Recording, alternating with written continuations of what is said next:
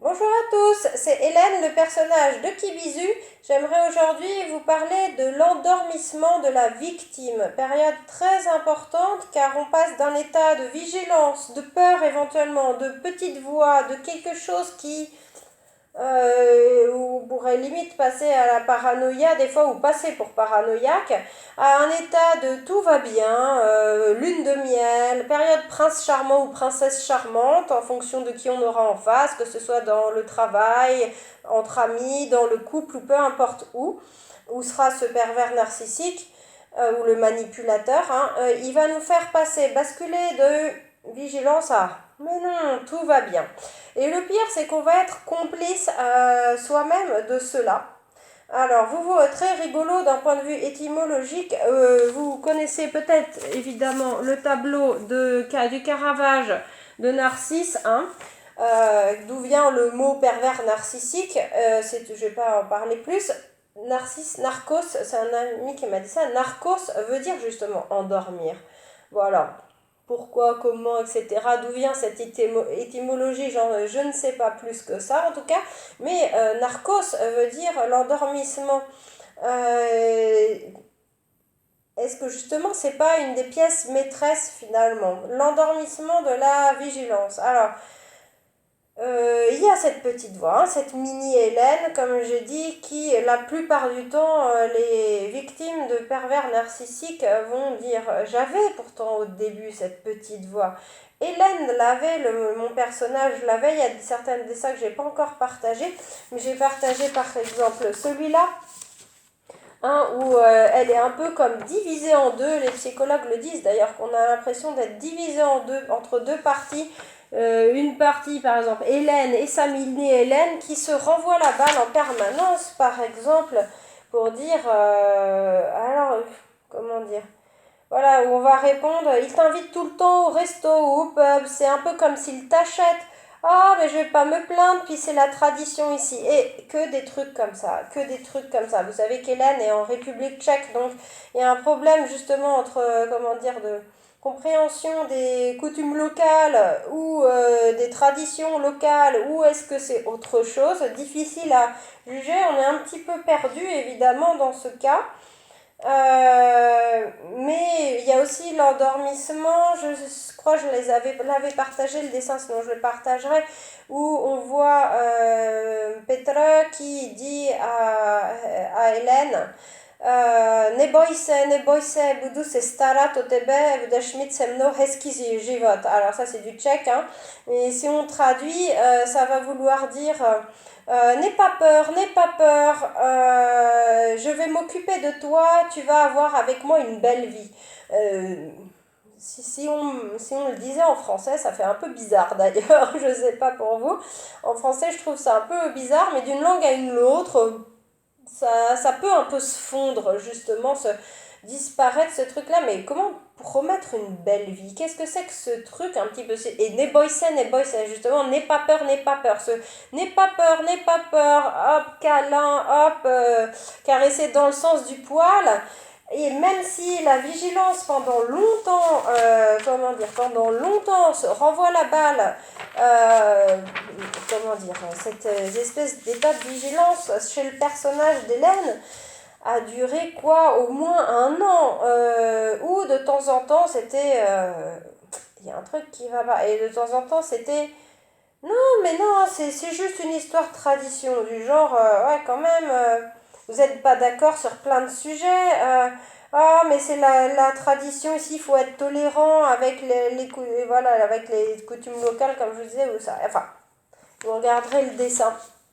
Euh, et bon, il y a déjà cette chose-là, jusqu'au jour où justement Hélène a mis carrément sa mini Hélène au placard parce qu'elle était fatiguée tout simplement de ne pas arriver à choisir. Elle était entre cette vigilance qui lui disait je sens un truc et elle-même qui était en train de toucher à un bonheur extrême de la personne idéale, et ça tous ceux qui ont été en couple avec une ou un pervers narcissique, quel que soit le couple, vont me dire ah mais c'était l'homme ou la femme idéale, exactement celle que je voulais. Vous avez ça dans La Reine des Neiges, le personnage du prince Hans avec la princesse Anna, qui fait que lui répéter tout ce qu'elle dit. Il dit ah mais oui moi aussi je suis d'accord, ah mais oui moi aussi je pense pareil.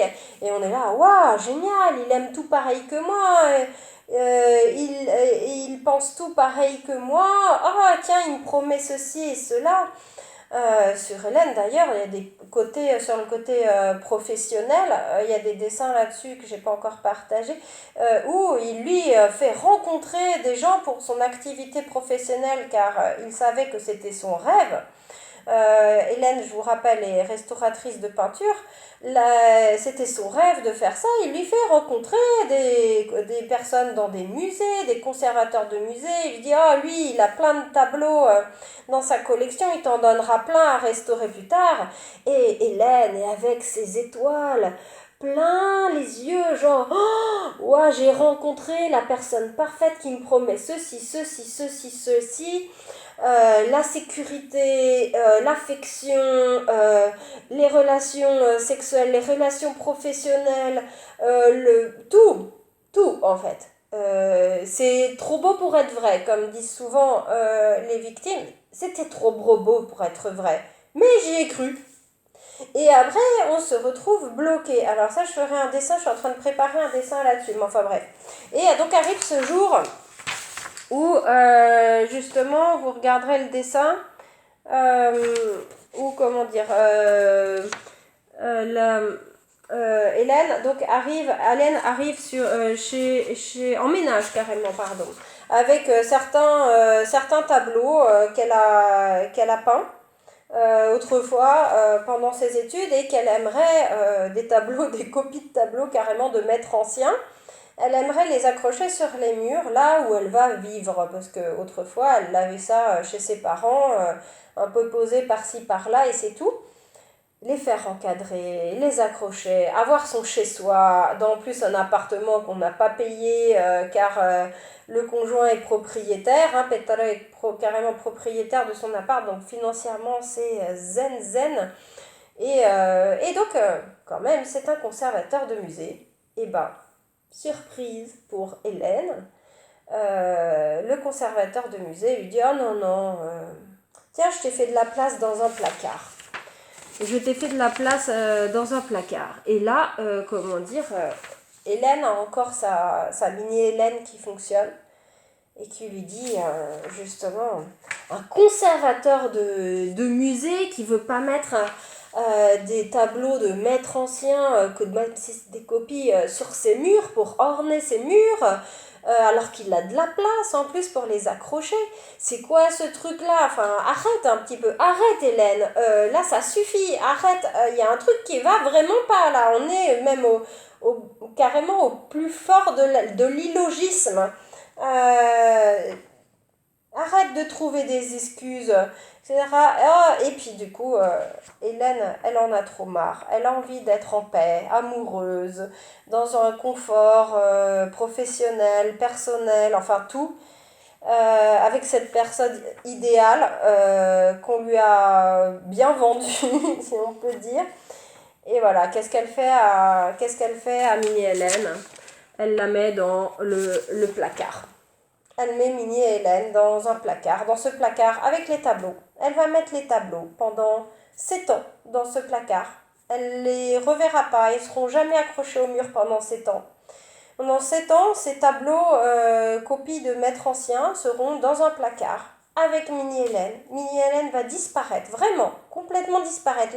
La deuxième voix qui fait vigilance, elle va disparaître. Elle va vivre en tout cas pendant 3 ans, 3 ans. Avec Hélène et Petra, ça dure 3 ans de lune de miel. Enfin, 1 an, on va dire, où il y a encore la vigilance, et 2 ans de lune de miel, de période prince charmant, et où elle aura mis dans le placard ses rêves, et elle aura mis avec la mini-Hélène la vigilance. Et là, elle sera dans un zen total, tellement énorme qu'elle va même perdre une maladie qu'elle a depuis longtemps, qui n'était pas possible de traiter par des médicaments, et tout d'un coup, la maladie va s'évaporer. Parce que le stress va carrément disparaître. Le stress, tout stress en fait, hein, on peut être stressé pour son travail, stressé pour ses études, stressé avec des amis ou des choses comme ça, plein de besoins qu'on a qui ne sont pas forcément satisfaits. Le stress va disparaître et à tel point elle va avoir tellement des bouffées d'hormones, de bonheur, etc., avec ce prince charmant, que cette maladie va disparaître. Et c'est, excusez-moi, mais Hélène, je vous rappelle, est basée à partir de plusieurs témoignages, c'est mon personnage, mais qui est fabriqué à partir de plusieurs témoignages réels. Donc à cette Hélène, donc c'est un témoignage, mais cette chose est vraiment arrivée, une maladie incurable pendant 2 ans qui a été résolue sans, avec, on ne sait pas comment, mais juste pendant la période Prince Charmant, elle s'est évaporée. Plus rien, tout d'un coup, les médicaments fonctionnaient ou n'étaient plus nécessaires. La maladie disparaît. Elle est réapparue évidemment à la naissance de la petite Violette, quand le harcèlement moral a commencé. Donc voilà, c'est l'endormissement. Je voulais vous parler donc de l'endormissement et de la mise au placard de la vigilance. Donc faites attention à votre vigilance, ne la croyez pas, comme je dis des fois, je fais attention moi-même à ne pas croire les gens à 100%. Personne, ni même mes parents, ni même mes meilleurs amis ou des trucs comme ça, je ne y crois jamais à 100%. Je laisse toujours 1% d'espèce de vigilance où dès qu'il y a un truc, ouais, alors ça va partir dans de l'analyse spéciale douance ou je sais pas quoi, un peu difficile, mais tant pis, il faut mieux ne jamais la mettre au placard. Ne pas la croire, pas croire mini Hélène, garder toujours cette espèce d'Hélène qui profite des hormones qui passent, ou des périodes de tranquillité évidemment, professionnelle ou personnelle, mais ne jamais mettre au placard cette vigilance, jamais, jamais. Je sais plus si j'ai dit, je crois pas. L'ocytocine, qui est jugée comme hormone du bonheur, justement agit sur les amygdales. Coïncidence. Je ne m'y connais pas plus que ça, mais je sais que l'ocytocine, donc hormone qui est fabriquée lors de relations amicales ou en tout cas de confiance, justement permet ce climat de confiance entre deux personnes et endort les sentiments de peur créés par les amygdales. Il y a même limite une explication biologique. La diminution du stress, vous voyez, dans une maladie, qui peut carrément faire disparaître une maladie pendant une période de lune de miel. L'endormissement des amygdales, de leur activité du stress, de peur, etc. Mais attention, évidemment, à quel prix. À quel prix. En plus, un prix qui est à vie. Qui est à vie dans le cas d'Hélène. Vous savez qu'il y a Hélène, à Violette et Jack comme petits-enfants. Et donc c'est un prix à vie. Je prépare un dessin là-dessus. Je vous le partage bientôt. Faites attention à vous. Bon courage et à bientôt.